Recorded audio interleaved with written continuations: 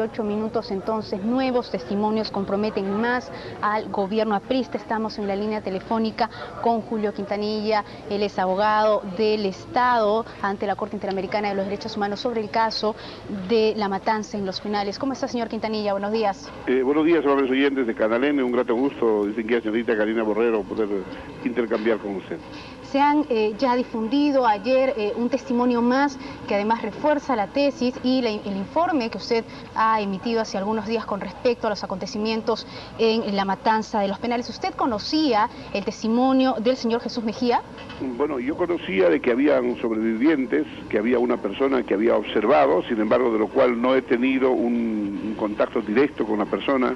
Creo que acá la prensa ha jugado un rol muy importante, la curiosidad periodística, y exhibir ese testimonio ante cámaras que demuestra que sin duda alguna allí existieron hechos ilícitos penales que es necesario investigar, y la importancia de este testimonio radica en que tenga que reajustarse cualquier cronograma elaborado para iniciar el proceso penal en vista de que ya no solamente es una persona la que está diciendo, son varios sobrevivientes, hay varios documentos, hay resoluciones, hay las propias declaraciones de un periodista dicha ante el propio exmandatario y a su ministro de Justicia, el doctor Luis Posada, que ameritan ciertamente un proceso penal con la frialdad y particularmente con la serenidad que significa pronunciarse sobre la situación jurídica de los responsables, autores materiales o intelectuales. Ahora, en los últimos días usted ha tenido una denuncia por parte de la bancada aprista por el informe que usted habría presentado, una denuncia no necesariamente por el informe, sino ante su persona, ante en realidad los documentos que usted habría presentado para tener este caso y en todo caso representar al Estado peruano en el caso de la matanza de Los Penales. Esta versión del señor Jesús Mejía de alguna u otra manera refuerza la tesis que usted ya había presentado. ¿Usted lo va a convocar a él, va a solicitar su testimonio para su defensa? Estoy haciendo gestiones para que pueda, visto el interior, entiendo que ellos también escuchando directamente, tomar las medidas del caso para que tenga seguridad, pero sin embargo respecto a mi persona, debo expresarle de que obviamente hace un año que buscan prácticamente separarme de este caso.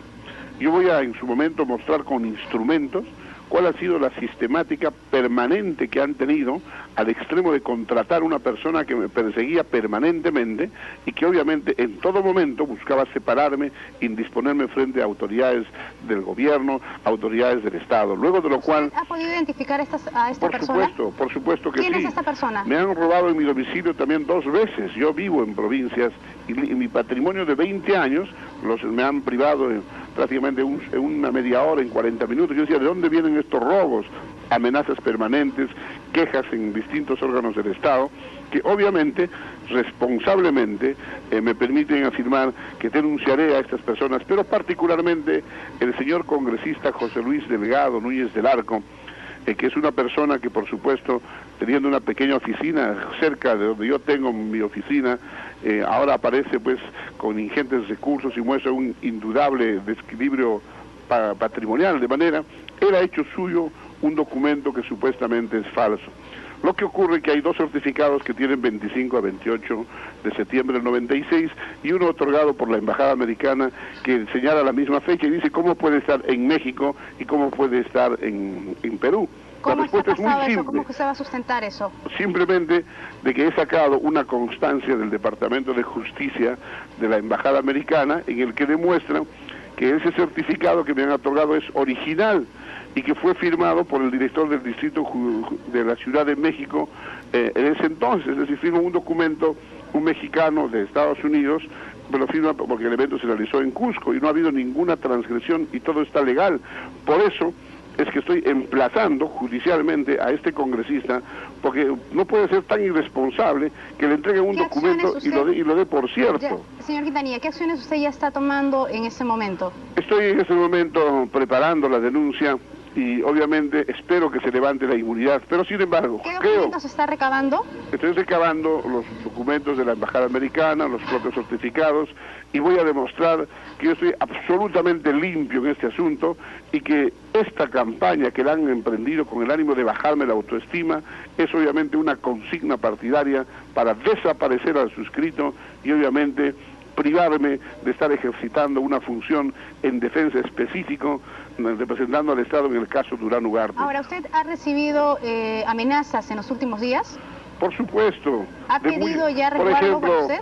ahora tengo que cruzar las calles con mucho cuidado, varios intentos de atropellamiento y otros intentos vía telefónica que por supuesto deberán ser calmados. Yo pediría, con todo respeto y con serenidad, a los presuntos involucrados en lo que significa lo acontecido el 18 y el 19, mucha serenidad. No queremos sino que se descubra solamente la verdad, sin ningún tipo de cortina de humo, y también que se identifique plenamente a los responsables materiales e intelectuales. Pedimos serenidad. Pues reproduzco lo que dijo la fiscal de la Nación. El Ministerio Público es un ente imparcial. La imparcialidad beneficia a todos. Queremos que sea imparcial. Queremos que no se deje presionar por ningún congresista o congresista que le llama y le dice o le obliga a mandar comunicaciones a otros. Le quería consultar, el Poder Judicial es imparcial, sin embargo se ha tenido información aún extraoficial que la fiscal Eliana Álvarez habría tenido presión por parte de algunos congresistas de la bancada aprista. ¿Usted tiene información sobre esto?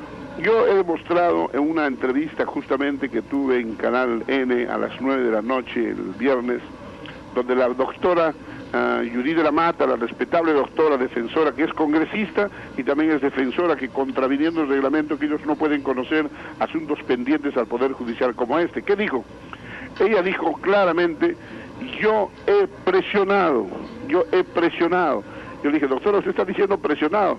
Yo he pedido que esas resoluciones se notifiquen a la Corte, y le han hecho efectuar un grave error a la señora fiscal de la Nación para que un documento pedido por una persona que no es parte en el proceso prácticamente mande a la Corte Interamericana creyendo que estaba en Washington cuando estaba en Costa Rica. Este solo hecho descalifica obviamente a la persona que ha cometido esta falta constitucional, esta infracción constitucional, y que obviamente deberá merecer que las autoridades del caso tomen las acciones convenientes. No es mi fuero, solamente hago notar que hay presiones de distinta naturaleza. Una presión concreta la voy a demostrar y será juzgado en el fuero correspondiente de ella. Pero en lo que a mí atañe... ¿Esta presión concreta a quién se refiere usted? Se refiere a la presión reiterada que la doctora Yuri de la Mata hace al Ministerio Público, y obviamente, y logró la presión su efecto, sí logró, porque la señora fiscal mandó a la Corte Interamericana una comunicación acompañando 2 resoluciones, y cuando yo vi el original en el expediente de la Corte, me percaté y le pregunté al distinguido señor secretario, ¿de dónde vienen estos?